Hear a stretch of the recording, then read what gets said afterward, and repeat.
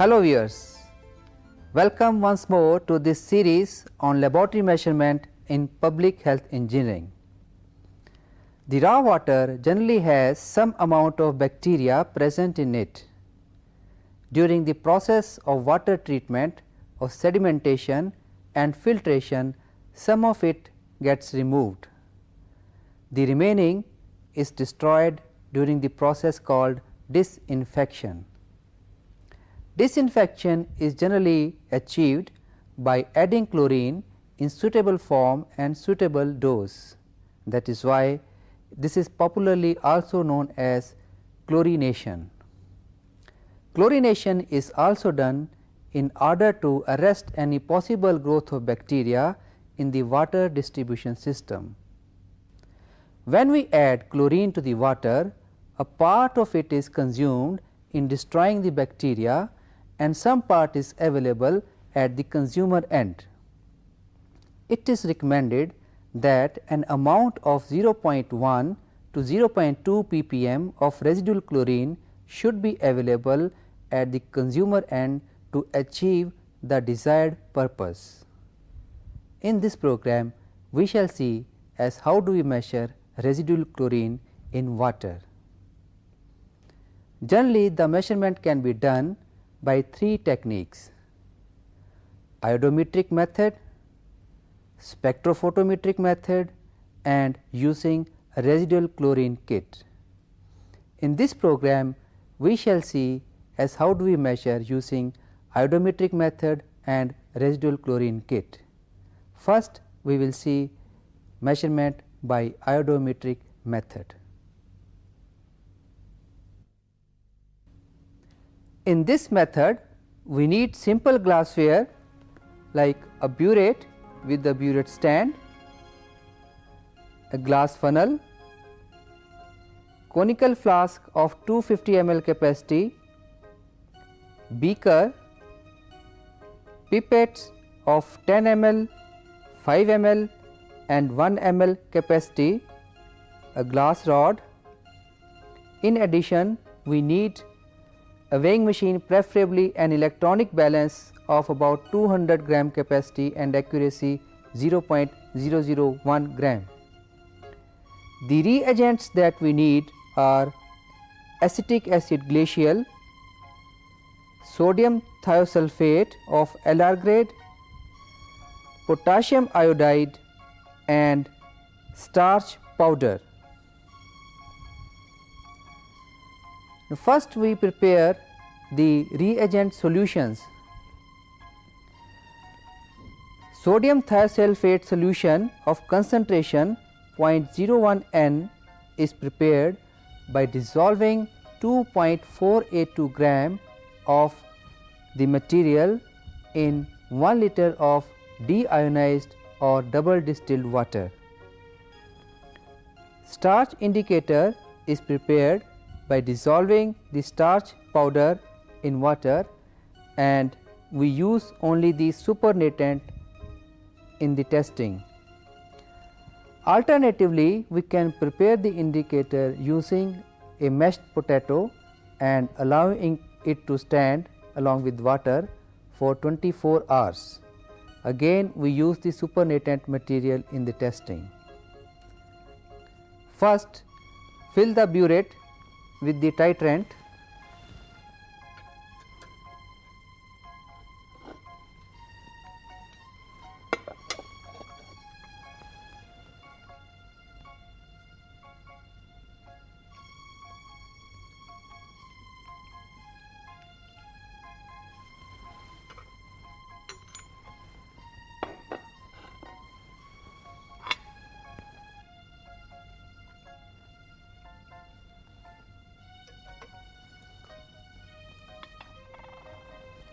Now, we will take some suitable volume of sample. The volume should be taken such that the amount of titrant consumed should not exceed 20 ml. In this case, let us take a volumes of 200 ml.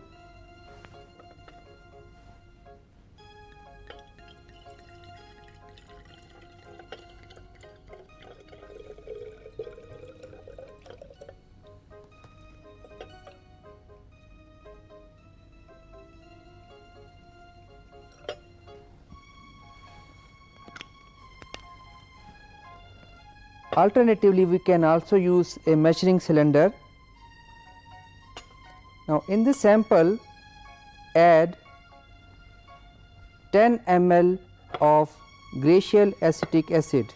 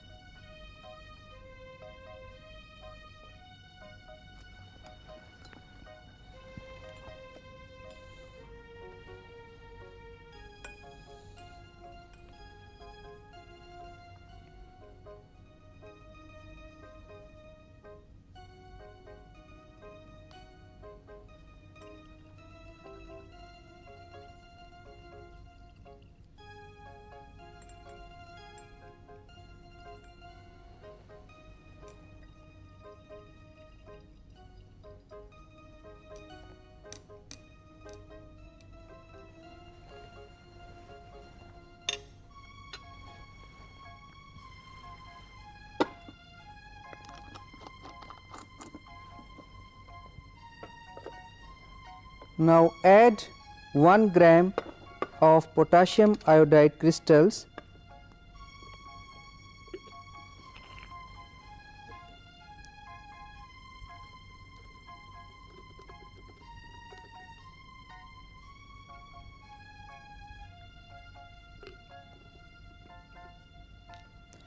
and stir the sample.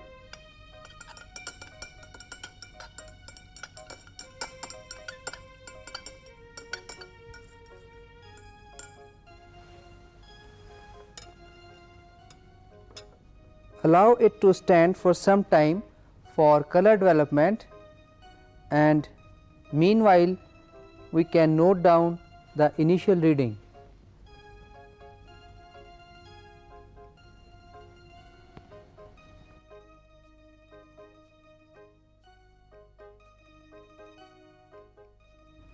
The color should always be viewed against a white background.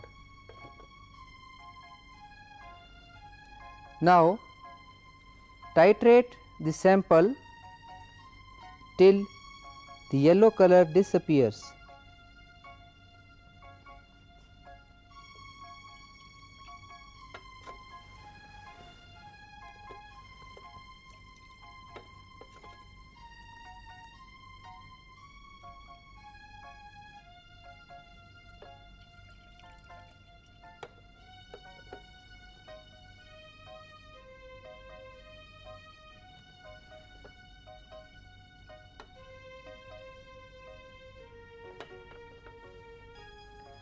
Now, we will add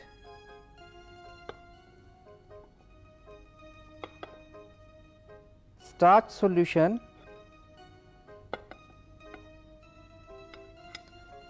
Dispense 1 ml of the supernatant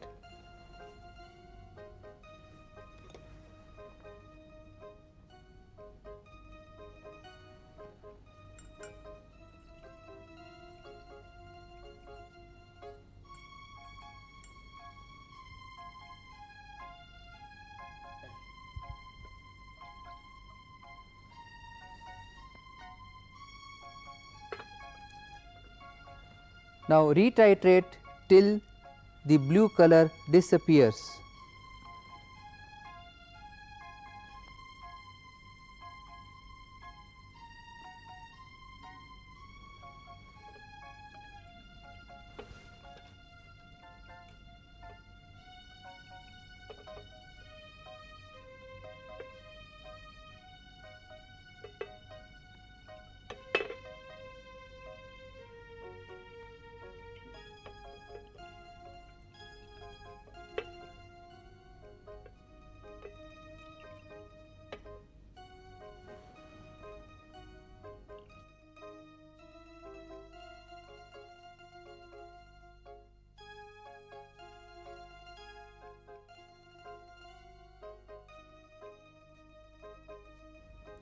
Note down the final reading.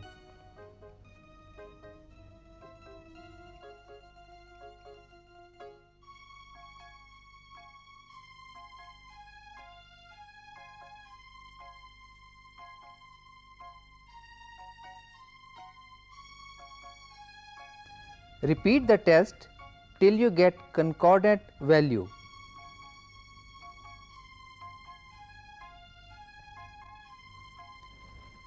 The concordant reading is 0.15 ml.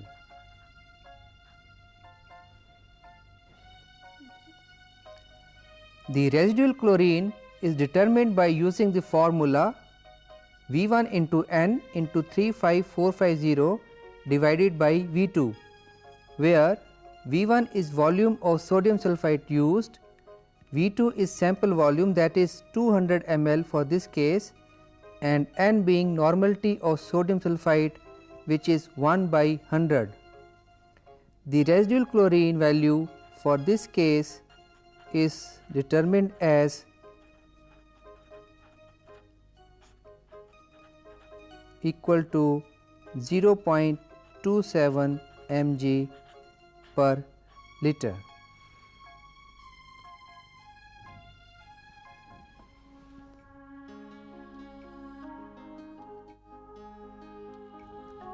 Another method of measurement is using a chlorine kit. The residual chlorine kit is an assemblage of glasswares and simple chemicals. We have two cylinders having graduated mark for 50 ml, a pipette of 5 ml capacity, or we can use a cylinder also of 5 ml capacity, a glass rod and Chlorotex reagent. The process is quite simple. In one cylinder we take 50 ml sample,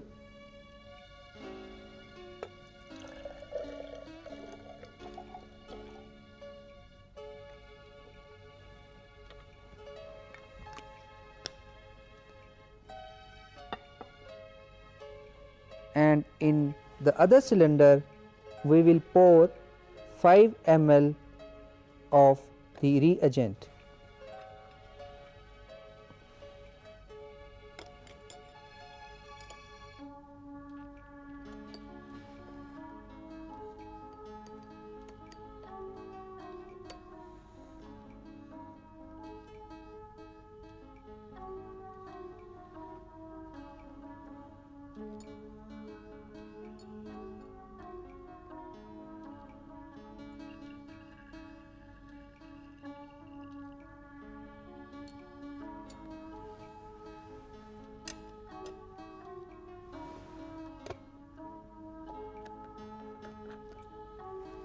Now transfer this sample into the cylinder containing reagent.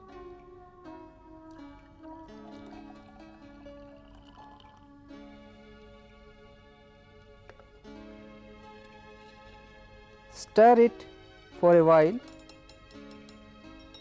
and leave for a period of 1 minute.